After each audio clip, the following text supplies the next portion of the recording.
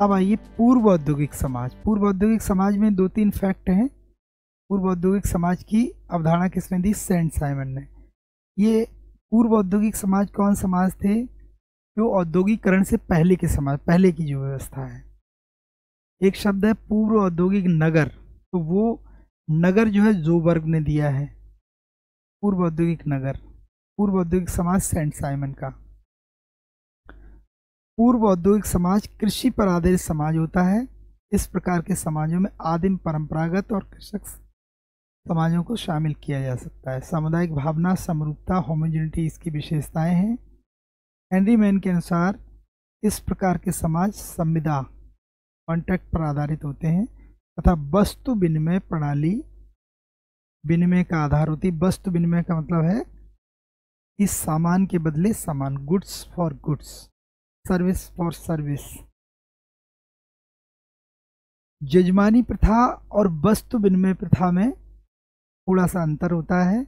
ये हम लोग जब अर्थव्यवस्था देखेंगे तब इसमें डिटेल में इनकी बात करेंगे।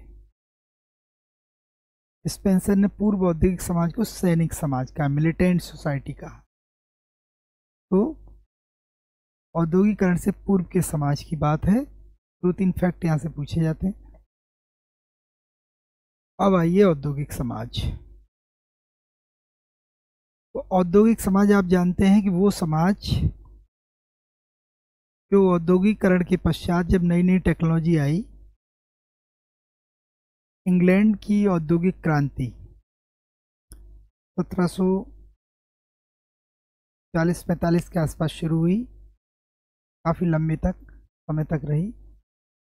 तो जो नई नई साइंस ने नए नए आविष्कार किए और उन आविष्कारों के फलस्वरूप बहुत सारी इंडस्ट्री लगाई गई, चाहे वो जेम्स वाट का भाप का इंजन हो, जिससे रेलवे, कोच फैक्ट्री, इस तरह की चीज़ें, सिलाई की मशीनें, जिससे कपड़ा व्यापार, कपड़ा उद्योग है ना, बल्ब, एनर्जी। तो इस तरीके बहुत सारे कारखाने जो हम लोग देखते हैं आधुनिक समय में, इनका आविष्कार वहाँ हुआ। और उन जगह जब फैक्ट्रियाँ लगाई गई तो उन फैक्ट्रियों में काम करने के लिए दूर दराज के क्षेत्रों से लोग वहाँ पर आए। वो एक ऐसी व्यवस्था थी कि जो लोग जब फैक्ट्रियों में काम करने आए तो फिर वहीं पे बसने लगे। मान लीजिए कोई फैक्ट्री लगी किसी नदी के किनारे, और यहाँ पर जो लोग दूर दराज के क्षेत्रों में आए वहीं पर बसने लगे। इस तरीके से ये नगरीकरण हुआ।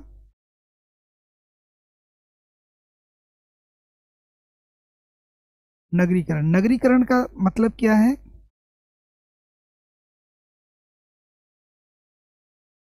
नगरीकरण वाले चैप्टर में बताएंगे इसको। फिलहाल ये समझ लीजिए कि इन समाजों में जो इनकी बसावट थी अनप्लान्ड तरीके से थी। तो लोग इनमें आके रहने लगे, फिर वहीं बसने लगे, फिर और लोग आए। तो टाउन प्लानिंग नहीं थी। मेन था कि वहाँ फैक्ट्री है, फैक्ट्री में काम होता है, उत्पादन होता है, उसका डिस्ट्रीब्यूशन होता है। तो वो फैक्ट्री के आसपास लोग आते गए रह रहे हैं। तो ये जो समाज डेवलप हुआ है, इसी को औद्योगिक समाज कहा गया है। इस समाज में जाहिर सी बात है, जब व्यक्ति गांव से आएगा शहर में तो वो अपने परिवार को छोड़ के आएगा। जो फैक्ट्रियों में लोग काम करते हैं, आप उन्हें देखिए कि उनका जो, अगर उनके माँ बाप बच्चे घर पे हैं तो उनका जो लिविंग स्टैंडर्ड है वो बड़ी लो क्वालिटी का होता है। व्यक्ति ज़्यादा से ज़्यादा पैसा कमा के अपने घर भेजना चाहता है, तो अपने ऊपर बहुत कम खर्च करता है। तो उसमें बहुत सारी समस्याएं देखने को मिलती। गंदी बस्तियों का उदय हो जाता है, बीमारियां होती हैं, व्यक्तिवादिता, यानी लोगों में सेल्फिशनेस आ जाती है। जो गांव में चीज़ें नहीं देखने को मिलती, गांव में सब सामूहिक रूप से बैठते हैं, एक दूसरे का सहयोग करते, वो चीज़ शहरों में नहीं दिखाई पड़ती इन समाजों में। तो इस तरीके से इस समाज की जो विशेषताएं हैं, आप इनको देखिए कि इनको औद्योगिक क्रांति के पश्चात बड़े बड़े उद्योग कारखानों की स्थापना हुई, जिसके फलस्वरूप समाज अस्तित्व में आया, उसे औद्योगिक समाज कहा जाता है।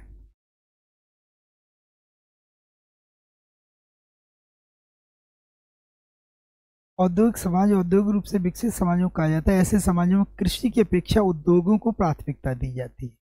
इन्हें प्रायः जटिल समाज भी कहते हैं, कॉम्प्लेक्स सोसाइटी। यानी complex society means industrial society.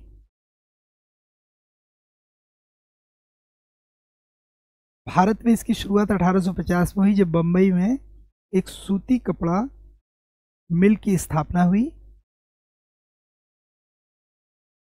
Bharat में औद्योगिक क्रांति के जनक टाटा समूह के संस्थापक जमशेद जी टाटा को कहा जाता है। प्रिंसटन ने अपनी बुक इंडस्ट्रियल सोसाइटी में औद्योगिक समाज की परिभाषा इस प्रकार दी कि जहां मशीन मनुष्य की स्थानापन्न प्रतिनिधि बन जाती हैं। यानी मशीनें जो है मनुष्य की जगह आ जाती हैं, उनका प्रतिनिधि बन जाती हैं, तथा समाज की संगठनात्मक और नियंत्रणात्मक व्यवस्था औपचारिक हो जाती है। औपचारिक यानी सब लिखित नियमों द्वारा चलने लगती है इन समाजों में, और निसंदेह ऐसे समाज उन्होंने औद्योगिक समाज कहा है। भारतीय औद्योगिक समाज के विषय में महत्वपूर्ण तथ्य। औद्योगिक समाज शब्द का रचना जो है सेंट साइमन ने की। इन्होंने पूर्व औद्योगिक समाज की भी शब्द दिया था। औद्योगिक समाज की रचना पिरामिड जैसी है भारत में, लाइक पिरामिड। यानी कैपिटलिस्ट ऊपर है, मध्य वर्ग बीच में, श्रमिक labour class, capitalist class, middle class, labour class. This is the Indian structure of industrial society.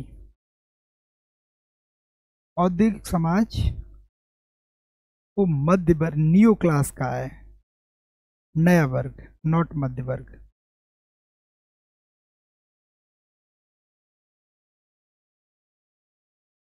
नया वर्ग।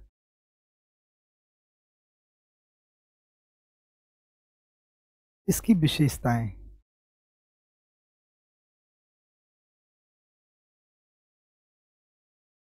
तो ये औद्योगिक समाज है, इसकी विशेषताएं क्या है? ये देखिए, जटिल श्रम विभाजन। श्रम विभाजन हर समाज में पाया जाता है from very beginning. Division of labour. Division of labour का क्या मतलब है कि कार्यों का बंटवारा। छोटे समाज, ग्रामीण समाज, या शुरुआत में सबसे पहले जो दुर्खीम ने डिवीजन ऑफ लेबर की बात कही है, वो उन्होंने कहा है ऐसे समाजों के लिए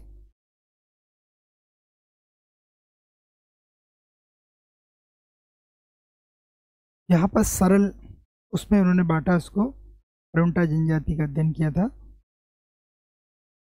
तो इन समाजों में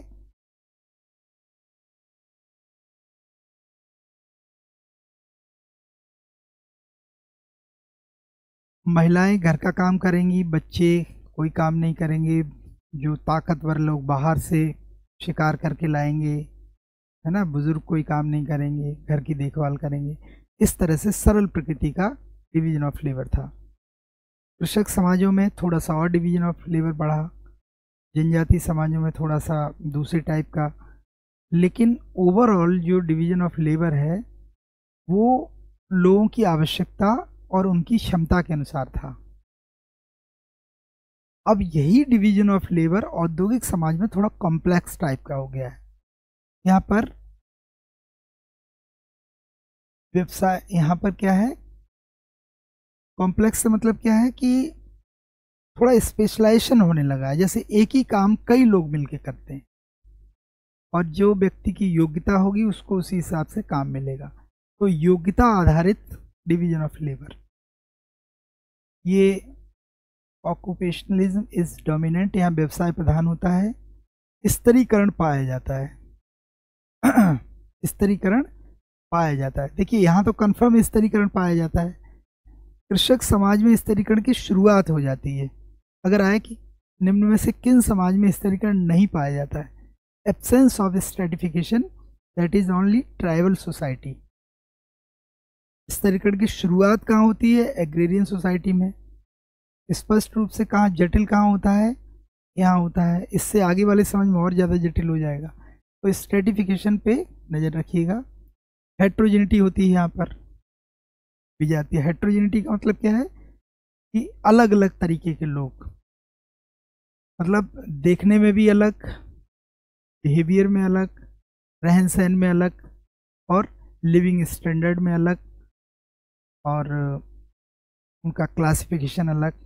जैसे कोई करोड़पति है, अरबपति है, बड़े बड़े लोग हैं, मिडिल क्लास है, लोअर क्लास है, श्रमिक हैं, दिहाड़ी मजदूर है, लेबर है। तो शहरों में आप अगर बाहर निकलें मार्केट में कहीं, तो आपको देख के पता चल जाएगा कि कोई कौन सी गाड़ी से आ रहा है, मर्सिडीज से है, BMW से चल रहा है, कोई साइकिल से चल रहा है, कोई मारुति से चल रहा है। तो ये अलग अलग लोगों की कैटेगराइजेशन है, जिसको देख के आप बता सकते हैं कि हाँ, इनमें अंतर है। लेकिन आप किसी गांव में चले जाएं, तो गांव में किसी को देख के ये नहीं पता चलता इसमें कौन बहुत अमीर आदमी है या कौन बहुत गरीब है।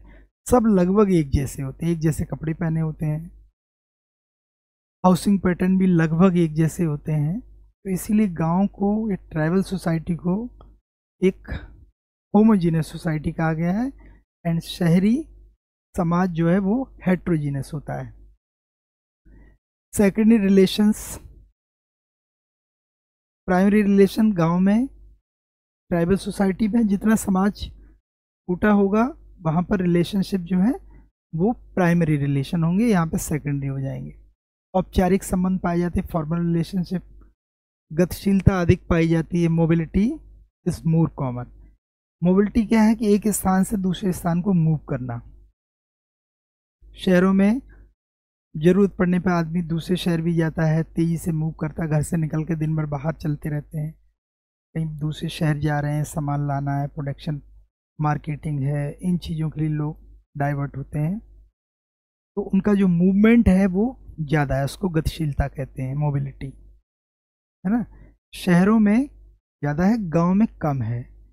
गांव में एक ऑन एन एवरेज एक व्यक्ति पूरे जीवन में, लिखा है किसी ने कि 30 किलोमीटर से ज़्यादा यात्रा नहीं की उन्होंने। कई लोग ऐसे होते हैं, मार्केट तक जाएंगे, शहर जाएंगे, अपनी बेटी के यहाँ चले जाएंगे, जहाँ उसकी शादी हुई होगी, तो वो उसी दायरे में वहीं पर रहते हैं। औपचारिक नियंत्रण के साधन, formal means of control. Means of control informal होते हैं, जैसे प्राथमिक समाज में देखिए, घरों में देखिए, जो घरों में कंट्रोल के तरीके क्या है वो इनफॉर्मल हैं, अनौपचारिक हैं। जैसे किसी को डांट दिया, पिटाई कर दी, है ना। समाज जितना ज़्यादा छोटा होगा उतना ही ज़्यादा वहाँ पर औपचारिक साधन, अनौपचारिक साधन होंगे।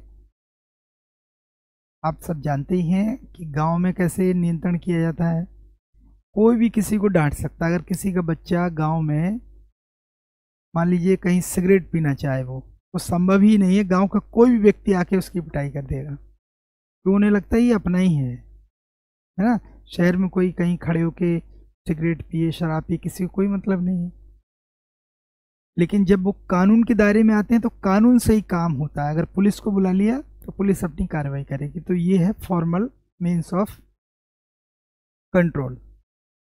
बाजार अर्थव्यवस्था की प्रधानता, मार्केट इकोनॉमी।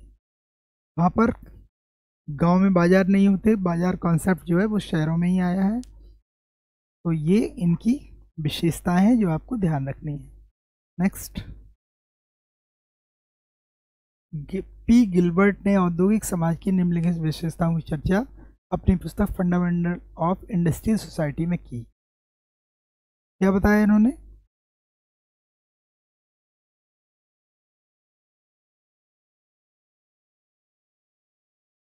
पूंजी का महत्व, इंपॉर्टेंस ऑफ कैपिटल, श्रम की स्त्रीकृत प्रतिष्ठा, स्ट्रेटिफाइड लेबर। यानी इसका मतलब क्या हुआ कि श्रम, जैसे कोई इंजीनियर है उसकी अलग प्रतिष्ठा है, ठेकेदार है उसकी अलग है, और लेबर क्लास है उसकी अलग है। तो जिस कैटेगरी का लेबर है उसी कैटेगरी की उसकी प्रतिष्ठा है।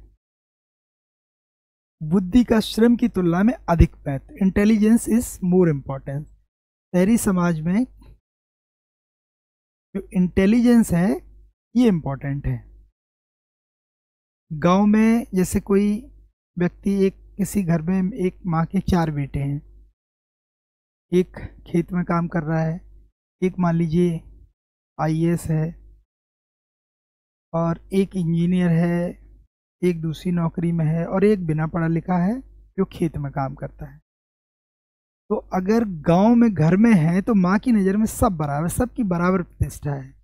अगर शाम को उनको दूध दिया जाएगा तो ऐसा नहीं माँ जो बच्चा आईएएस है उससे 2 गिलास दूध दे और उस बच्चे को आधा गिलास दे, या उसको ना दे जो बिना पढ़ा, ऐसा संभव नहीं है। तो माँ बाप की नज़रों में बच्चे बराबर होते हैं, उनके लिए सब प्यारे होते हैं। लेकिन वही बच्चा जब बाजार में जाएगा या सेकेंडरी सोसाइटी में जाएगा, द्वितीयक समाज में जाएगा, तो वहाँ वो जिस कैटेगरी का इंटेलिजेंस रखता है, जितना इंटेलिजेंट होगा उसको उसी हिसाब से जॉब मिलेगा और उसी हिसाब से प्रतिष्ठा मिलेगी। हर पद के साथ प्रतिष्ठा जुड़ी हुई होती है। तो इंपॉर्टेंस ऑफ इंटेलिजेंस क्लियर। कड़ी प्रतिस्पर्धा, टफ कंपटीशन। औद्योगिक समाज में कंपटीशन काफ़ी टफ होता है, बहुत सारी चीज़ें होती हैं, प्रतियोगिता इसलिए टफ होती है, एक ही जैसी चीज़ें बहुत लोग बेच रहे होते हैं, तो उनको मार्जिन कम से कम प्रॉफिट भी बनाना है और लोगों से compete भी करना है। अगर आप पीछे रह जाएंगे तो कंपटीशन में पिछड़ जाएंगे। इस तरीके से प्लानिंग करते हैं। तो औपचारिक सामाजिक, फॉर्मल सोशल रिलेशन होते हैं, गिव एंड टेक की रिलेशन है।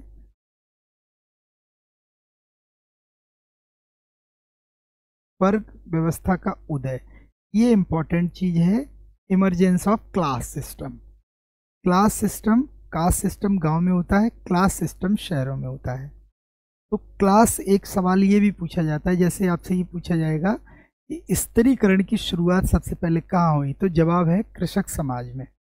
लेकिन वर्ग व्यवस्था की शुरुआत कहाँ से होती है, इमरजेंस ऑफ क्लास सिस्टम, का आंसर इज इंडस्ट्रियल सोसाइटी। सबसे पहली बार क्लास सिस्टम यहीं शुरू होता है। क्लास का मतलब ये आर्थिक शब्द है, जैसे करोड़पति, लखपति, हजारपति, ये होते हैं क्लास, है ना, कि भाई वो बहुत बिलियनियर है, मिलियनियर है, अरबपति, खरबपति, करोड़पति, लखपति, केवलपति। तो ये जो है कैटेगराइजेशन क्लास सिस्टम है, इसकी इमरजेंस यहाँ पे होती है। तो ये पॉइंट बहुत इंपॉर्टेंट, ठीक है। लाल फीताशाही, रेड टेपिज्म। रेड टेपिज्म क्या होता है कि जो अधिकारी होते हैं सरकारी, खासतौर से गवर्नमेंट ऑर्गेनाइजेशन में अधिकारी होते हैं, तो एक फाइल को मूव करने के लिए बहुत सारे नियम कानून, बहुत सारी नियमों के हवाला देते हुए हिंड्रेंस पैदा करते हैं, फाइलों को मूव नहीं करते। तो आपने सरकारी विभागों में देखा होगा, फाइलों पे रेड टेप लगा रहता है, उस पर बंधा रहता है। तो वो रेड टेपिज्म इतना ज़्यादा इन समाजों में शुरुआत यहीं से होती है। लाल फीताशाही, भारत में 1991 में जब उदारीकरण शुरू हुआ तो ये कहा गया लाल फीताशाही को कम किया गया है, लाइसेंस राज को ख़त्म किया गया। अब कुछ ही क्षेत्र हैं जहाँ पे लाइसेंस की आवश्यकता है, बाकी डी लाइसेंसिंग कर दी गई है। नौकरशाही, इंक्रीज इन ब्यूरोक्रेसी। तो ब्यूरोक्रेसी और रेड टेपिज्म दोनों एक ही सिक्के के दो पहलू हैं। ये माना जाता है कि ब्यूरोक्रेसी फाइल्स को आगे नहीं बढ़ने देती। विकसित टेक्नोलॉजी में वृद्धि, increase in development technology. Technology लगातार बढ़ाते रहते हैं, एडवांस होती रहती है, जिससे कि नई नई चीज़ें ईजाद होती रहती। मशीन मैकेनलाइजेशन, मशीनीकरण, विशेषीकरण, स्पेशलाइजेशन। स्पेशलाइजेशन क्या है, इसको एक उदाहरण से समझिए। जैसे ग्रामीण समाज होता है, गांव में आप लोग में कुछ लोगों का गांव से संबंध होगा, तो गांव में जब कोई बीमार पड़ता है तो गांव में एक ही डॉक्टर होता है, आसपास के गांव, वो भी 2-4 गांव में एक होगा कोई डॉक्टर। कोई उसे झोला छाप डॉक्टर कहते हैं, जिसके पास कोई डिग्री नहीं है और इनफॉर्मल तरीके से वो आएगा, एक ही इंजेक्शन से सबको लगा देगा, पानी में गर्म करके डुबाया, इनको भी लगा दिया, उनको भी लगा दिया। अब तो खैर डिस्पोजल वाली इंजेक्शन आ गए हैं, पुराने ज़माने में भी ऐसा होता था। और वही दो दवाई, उसे पता है कि ये वायरल चल रहा होगा तो दवाइयाँ, उससे लोग ठीक भी हो जाते हैं, और 50-100 रुपये में सबका इलाज कर देता है। कोई बीमारी हो, गले में दर्द है, दांत में दर्द है, डॉक्टर साहब को बुलाया, एक ही टाइप की दवाई उन्हें देनी है, और लोगों को आराम भी हो जाता है। तो कई बार लोगों से पूछा भाई शहरों में क्यों नहीं, बोले अरे वहाँ पे फीस पहले चेक कराओ, जांच कराओ, डॉक्टर साहब 100 रुपये में ठीक कर देते हैं। कोरोना अभी आया था तो गांव में लोग उन्हीं झोला छाप जिनकी इतनी ज़्यादा वो की जाती है हंसी, और उन लोगों ने कई लोगों को बचा लिया। गांव में बहुत कम डेथ हुई थी, खासतौर से इधर मैनपुरी साइड में जो हमारा गांव है, कोई भी कैजुअलिटी नहीं हुई। तो वो डॉक्टर साहब जो हैं वो 100 रुपये में सब चीज़ों का इलाज कर देते हैं। इसका मतलब कि वो वहाँ पर कोई स्पेशलाइजेशन नहीं है।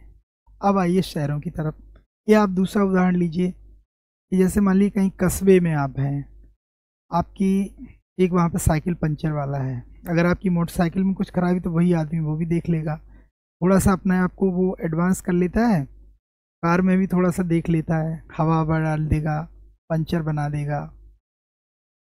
अब आप जब शहरों में आते हैं तो वही डॉक्टर जो है वहाँ पे स्पेशलाइजेशन शुरू होता है। दांत के डॉक्टर अलग हैं, कान नाक गले के अलग हैं, है ना, हार्ट के अलग, हर अंग के अलग अलग डॉक्टर। तो ये है स्पेशलाइजेशन। इसकी शुरुआत कहाँ होती है? इंडस्ट्रियल सोसाइटी से, है ना। इसी तरह से गाड़ियाँ जब आप ले जाते हैं, मारुति के अलग सर्विस सेंटर है, होंडा अलग सर्विस सेंटर है ना, टोयोटा का अलग सर्विस सेंटर। तो ये सब स्पेशलाइजेशन, एक दूसरे को नहीं देखेंगे, वहीं पे जाना पड़ेगा आपको। तो ये क्लियर हो गया होगा। प्रचार का महत्व, इंपॉर्टेंस ऑफ पब्लिसिटी। शहरों में पब्लिसिटी होती है, कोई प्रोडक्ट आता है उसकी पब्लिसिटी, बड़े बड़े ब्रांड एम्बेसडर के माध्यम से पब्लिसिटी कराते हैं, पोस्टर और लोगों तक पहुंच, पेपर, मीडिया, सोशल मीडिया। तो ये पब्लिसिटी का जो महत्व है वो इन समाजों में होता है। अब इसमें जो गंदी बस्तियों का उदय, सबसे पहले गंदी बस्तियां कहाँ आई? शहरी समाजों में, क्योंकि शहरों में जगह नहीं है, लोग मजदूरी के लिए आ तो जाते हैं, फिर वो झुग्गी झोपड़ी बना के अनऑथराइज तरीके से रहने लगते हैं, पुल के नीचे कहीं कहीं जहाँ जगह मिल जाती है। तो वहाँ ना उनके प्रॉपर पानी की व्यवस्था होती है, ना लाइट की व्यवस्था होती है, तो उसी तरीके से वो अपना सिर्फ दिन गुजारते रहते हैं, किसी पुल के नीचे पड़े हैं। सबसे बड़ी गंदी बस्ती भारत में धारावी, मुंबई की। मुंबई में जो चाल वगैरह हैं और आप लोगों ने देखी होगी, तो इस तरीके से वहाँ पर बिल्कुल अनप्लान्ड तरीके से, क्योंकि वो केवल काम काम काम काम करने के लिए गए हैं और वहाँ पे जगह है नहीं, तो वो कहाँ रहेंगे, उनको रहना वहीं पे है, तो वो इस तरीके से अनऑथराइज्ड रहने लगते हैं। और इस तरीके से अगर ये पूछा है गंदी बस्तियों का उदय किस समाजों में हुआ सबसे पहले, तो वो यहीं पे हुआ है, औद्योगिक समाज में। मजदूर संघ का उदय, राइज ऑफ ट्रेड यूनियन। अब मजदूरों की भी यूनियन बनने लगी। कैपिटलाइजेशन जब आया तो इनकी यूनियन जो है कार्ल मार्क्स के टाइम पे नहीं थी, अब मजदूरों की हितों की रक्षा के लिए उनकी भी अपनी यूनियन बनने लगी हैं, तो वो भी इंडस्ट्री समाज में आए हैं।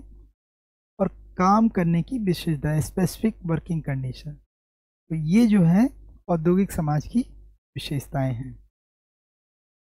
तो हम लोगों ने देखा कि समाज को 4 भागों में बांट के बात की गई थी: जनजाति समाज, कृषक समाज, औद्योगिक समाज। तो इस पर हम लोगों की बात हो गई। अब लास्ट है उत्तर औद्योगिक समाज, post industrial society.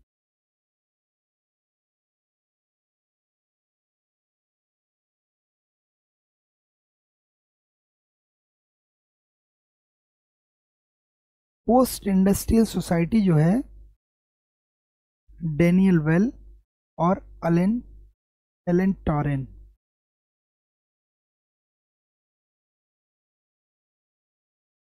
Daniel Bell ने अमेरिका का अध्ययन किया।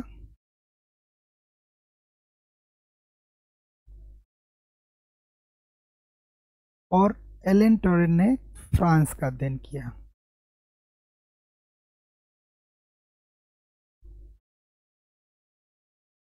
इन्होंने जो वहां पर डेवलपमेंट देखा अमेरिकी सोसाइटी में, फ्रेंच सोसाइटी में, तो उनके मन में एक कल्पना है कि आने वाला जो समाज होगा वो कहाँ जाएगा, तो उसको इन्होंने उत्तर औद्योगिक समाज, उत्तर मतलब आने वाला, फोर्थ कमिंग सोसाइटी, जो आने वाला समाज है वो निश्चित रूप से उत्तर औद्योगिक समाज होगा। यानी एक पूर्व औद्योगिक, एक उत्तर औद्योगिक, आफ्टर इंडस्ट्रियलाइजेशन ऐसा समाज होगा, उसकी कल्पना की है। और इन्होंने कहा ये ऐसा समाज होगा, हालांकि ये पूरी तरह से कल्पना का विषय है, अभी आने वाला है, आया नहीं है, लेकिन आने वाला है और इसकी शुरुआत अमेरिका में हो गई है। तो इन्होंने अपनी पुस्तक पोस्ट इंडस्ट्रियल सोसाइटी में बात की। इन्होंने कहा कि एक ऐसा समाज आने वाला है यहाँ पर व्यक्ति की जगह मशीनें, ऑटोमेटिक मशीनें काम करने लगेंगी, जो बहुत हैवी चीज़ें हैं, परिश्रम वाली, उनका काम रोबोट से होगा। हर क्षेत्र में कंप्यूटर, यानी जहाँ भी मनुष्य का मस्तिष्क यूज़ होता है उसकी जगह कंप्यूटर का यूज़ होने लगेगा। और बड़े बड़े जो हैवी काम है वो रोबोट के द्वारा किए जाएंगे। जब रोबोट के द्वारा किए जाएंगे, ऑटोमेटिक मशीनों के द्वारा किए जाएंगे, तो जाहिर सी बात है कि मनुष्य के पास अवकाश का समय बढ़ जाएगा। यानी मनुष्य फ्री हो जाएंगे, उनके पास टाइम अधिक होगा। जैसे आपने टोल वगैरह पे देखा होगा कि पहले जब हाथ से टोल कटता था, फास्टैग नहीं था उससे पहले, तो वहाँ पर कई सारे कर्मचारी रखे जाते थे। कोई खाली ना निकल जाए तो उन्होंने बाउंसर भी रख रखे थे पकड़ने के लिए। अक्सर झंझट होता था तो उन्होंने इस तरीके से, मैन पावर भी ज़्यादा रहती थी, और पैसा देना, फिर खुले पैसे लेना, फिर झगड़े होना, अक्सर से झंझट रहता था, पुलों पे जाम आम लगता था। अब आ गया फास्टैग। तो फास्टैग आप देखिए, अब टोल कर्मी जो हैं वहाँ बैठे रहते हैं आराम से, उन्हें कुछ नहीं देखना, अपने आप ऑटोमेटिक बैरियर उठेगा, गिरेगा, और वो बैठे बैठे देखते रहते हैं, उन्हें कुछ करना नहीं है। अब उन्होंने संख्या भी कम कर दी, छटनी कर दी है, जो लोग हैं वो भी आराम से बैठे रहते हैं, उन्हें कुछ काम नहीं करना, बस मॉनिटरिंग करनी है केवल। तो इस संदर्भ में उन्होंने कहा अवकाश का समय बढ़ जाएगा। या किसी ऑर्गेनाइजेशन में सीसीटीवी कैमरे लगे हैं और उस पर बैठ के एक आदमी मॉनिटर कर रहा है, पूरी जगह की वॉच कर रहा है वो। पहले वही आदमी भाग भाग के पूरे कैंपस को देखना पड़ता था, तो समय नहीं था, अब उसके पास समय ही समय, बैठ के आराम से देखेगा। तो इन्होंने कहा कि उत्तर औद्योगिक समाज मुख्यतः अनुमान का विषय, ये आने वाला समाज है। ये ऐसा समाज होगा जहाँ जीवन के हर क्षेत्र में कंप्यूटर का महत्व बढ़ जाएगा। मस्तिष्क से किया जाने वाला कार्य कंप्यूटर से किया जाएगा। उत्पादन संबंधी कार्य स्वचालित ऑटोमेटिक मशीनों से किए जाएंगे। परिश्रम वाले कार्य रोबोट से होंगे। कृषि कार्यों के लिए भी श्रम का महत्व कम हो जाएगा, यानी कृषि में भी अब मशीनीकरण हो जाएगा। जैसे पंजाब में आप देखते हैं बड़ी बड़ी मशीनें हैं, कटाई बुआई हर चीज़ के लिए मशीनें हैं। मनुष्यों के पास अवकाश का समय बढ़े, प्रौद्योगिकी एवं अर्थव्यवस्था अत्यंत विकसित प्रकार की होगी, श्रम विभाजन विशेषीकरण भी बढ़ जाएगा। ठीक है, ऐसे समाजों में महानगरीय जनसंख्या में अत्यधिक वृद्धि होगी और अनेक प्रकार की समस्याएं, बीमारियां, साइबर अपराध, व्यक्तिवादिता, अकेलापन, लोनलीनेस, ये आ जाएगा। तो भविष्य में समाज का जो स्वरूप हमारे सामने आएगा निश्चित रूप से औद्योगिक समाज होगा। डेनियल बेल, अमेरिका फ्रांस समाज पर लिखा। इनका कहना है कि अब दुनिया में विभिन्न समाजों को उत्तर औद्योगिक समाज की ओर ले जा रहे हैं। इन विचारकों का मानना है कि उत्तर औद्योगिक का अंततोगत्वा हमें उत्तर आधुनिकता, पोस्ट मॉडर्निटी की तरफ ले जाएगी। उत्तर औद्योगिकता जो है उत्तर आधुनिकता की तरफ ले जाएगी, पोस्ट मॉडर्निटी। ये एक नई अवधारणा है जिसके अंतर्गत विशेषीकरण, परम स्तरीकरण यानी हाई स्ट्रेटिफिकेशन और अधिकतम पूंजीवाद सम्मिलित है। यानी पूंजीवाद कैपिटलिज्म का चरम, स्ट्रेटिफिकेशन का चरम,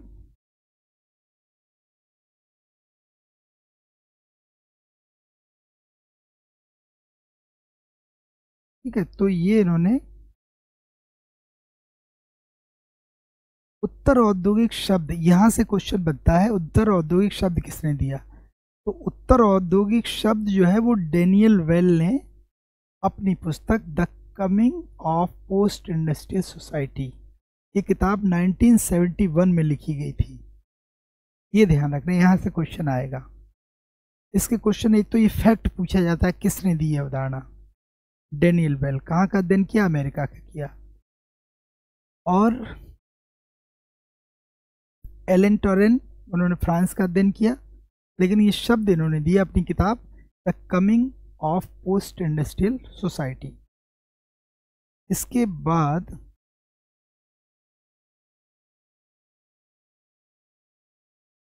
डेनियल बेल के अनुसार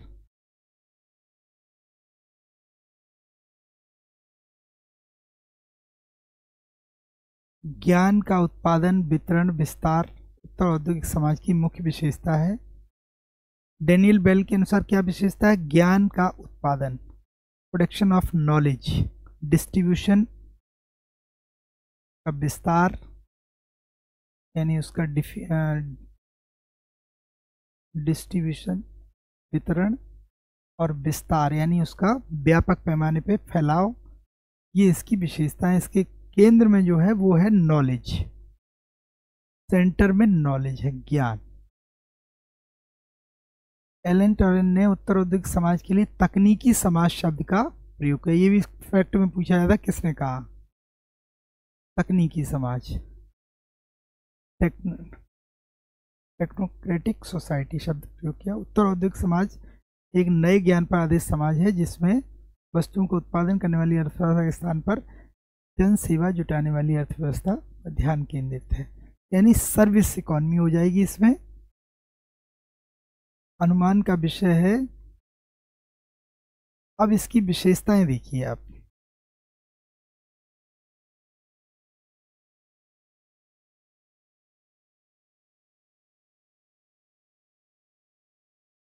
आठ विशेषताएं। श्रम विभाजन एवं विशिष्टीकरण सर्वाधिक, डिवीजन ऑफ लेबर और स्पेशलाइजेशन सबसे ज़्यादा होगा। ये पूछा जाता है कि सबसे ज़्यादा श्रम विभाजन या विशिष्टीकरण किन समाजों में पाया जाता है? उत्तर औद्योगिक समाज में। सेवा मूलक अर्थव्यवस्था, सर्विस इकोनॉमी, तो जो सेवा मूलक अर्थव्यवस्था है सर्विस सेक्टर,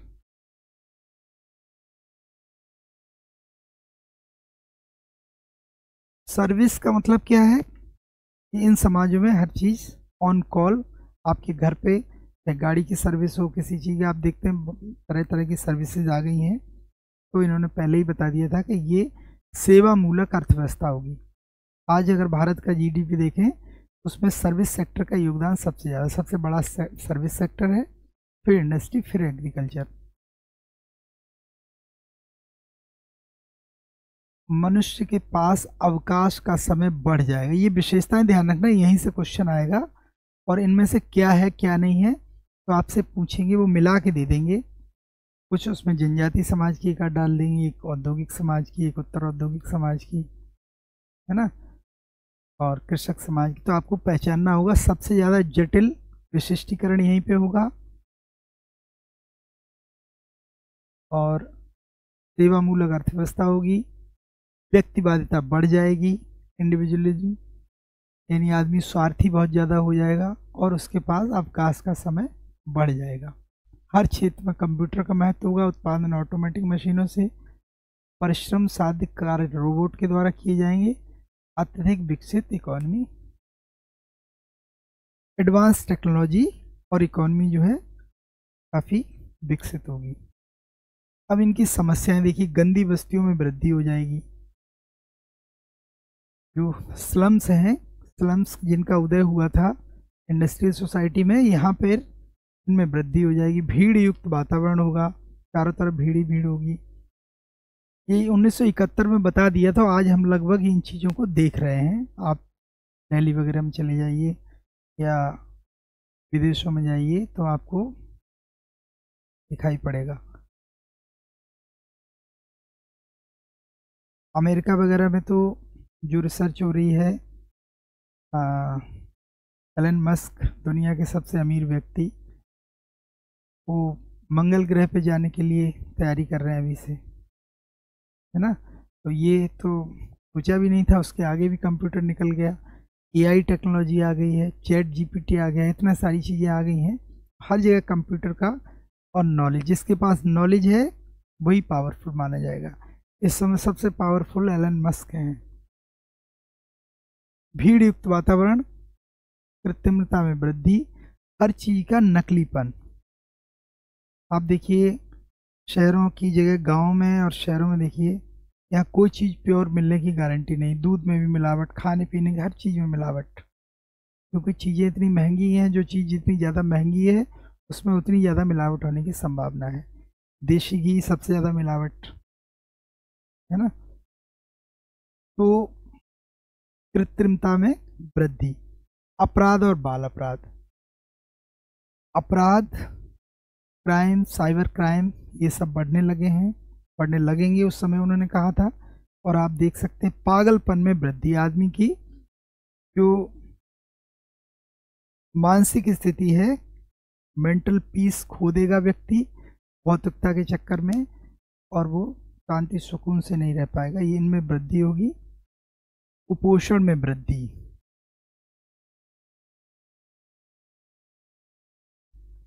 वेश्यावृत्ति में वृद्धि, एकांतपन, अकेला जो लोनलीनेस है, अलगाव, उसमें वृद्धि होगी। वायु प्रदूषण, दिल्ली वगैरह में देख रहे हैं AQR इंडेक्स आए दिन आता है। और व्यक्तिक विघटन, व्यक्तिक विघटन का मतलब है जब व्यक्ति कुछ ऐसे निर्णय लेता है जो विघटनकारी होते हैं, जैसे तलाक, व्यक्तिक विघटन है। हम लोग अपराध, सामाजिक अपराध वाले चैप्टर में देखेंगे इनको। तो ये चीज़ें बढ़ जाएंगी, यहाँ से क्वेश्चन जरूर आएगा और यह यहीं से आएगा। इसके अलावा आने की संभावना कम है, क्योंकि जिस तरह से प्रश्नों की बनावट है वो लगभग यहीं से पूछे जाएंगे। बस आपको इन विशेषताओं पर ध्यान रखना होगा, विशेषताओं को थोड़ा सा मेमोराइज कर लीजिएगा क्या क्या है, कुछ तो आराम से समझ में आ जाएंगे। इसके अलावा कुछ महत्वपूर्ण तथ्य, ये फैक्ट दे दिए गए हैं। कार्ल मार्क्स ने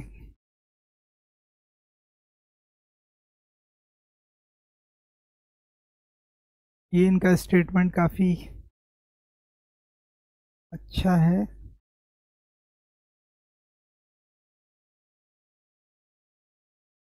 आलू के बोरे में आलू के समान, जनजाति जाति सांसद, ट्राइब कास्ट कॉन्टिन्यूम की अवधारणा सुरजीत सिन्हा ने दी। भारतीय जन वृत्तांत शास्त्र के जनक, father of Indian ethnography, SC Roy को कहते हैं। जनजातिकरण की अवधारणा SN कालिया ने दी। हिमालयन पोलैंडरी मजूमदार की पुस्तक है। कार्ल मार्क्स ने एशियाई समाज का उदाहरण जो है भारत और चीन, एशियाई समाज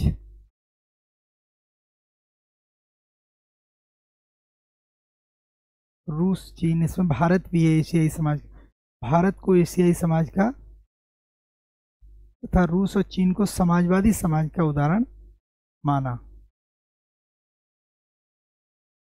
गिडिंग्स समजातीयता की चेतना को समाज का आधार माना है। एक ये इम्पोर्टेंट है, ज़्यादातर लोग मानते हैं कि जनजाति एक निश्चित भूभाग में रहती है, लेकिन डॉक्टर रिवर्स इसे नहीं मानते हैं, आवश्यक नहीं माना। ये इम्पोर्टेंट है, निश्चित भौगोलिक क्षेत्र यानी डेफिनेट टेरिटरी ट्राइब्स के लिए इन्होंने आवश्यक नहीं मानी है, क्योंकि कुछ जनजातियाँ अपना स्थान भी बदलती रहती हैं, घुमंतु जनजातियाँ होती हैं, उसके आधार पर इन्होंने कहा होगा। और जॉनसन ने समाज को मूर्त माना, जबकि समाज क्या है, एब्स्ट्रैक्ट, सोसाइटी इज एब्स्ट्रैक्ट, लेकिन किसने इसे कंक्रीट माना है, तो that is Harry M Johnson. तो ये कुछ फैक्ट हो गए जो पूछे गए। इसके बाद हम लोग क्वेश्चन जब टेकअप करेंगे तो उसमें कुछ नए क्वेश्चंस आएंगे, उन पर बात करेंगे, तो वो इन फैक्ट में ऐड कर लीजिएगा आप। चैप्टर वाइज जब आप नोट्स बनाएं तो उसमें नीचे कुछ जगह, हर टॉपिक के बाद कुछ जगह छोड़िएगा, जो हम लोगों के टेस्ट प्रैक्टिस में जो भी क्वेश्चंस आएंगे वो वहीं पे ऐड कर लेंगे एज ए फैक्ट, तब आपका जाके ये नोट्स कंप्लीट होगा। तो आपका ये चैप्टर कंप्लीट, परीक्षा की डेट आपकी आ गई, थोड़ा सा तेज़ी से चलेंगे और आप लोग बताइएगा कैसा चल रहा है सारी चीज़ें। जो भी आपके सुझाव होंगे उस तरह से इसमें परिवर्तन करेंगे। आज के लिए इतना ही। थैंक यू, मिलते हैं नेक्स्ट क्लास में। Thank you very much.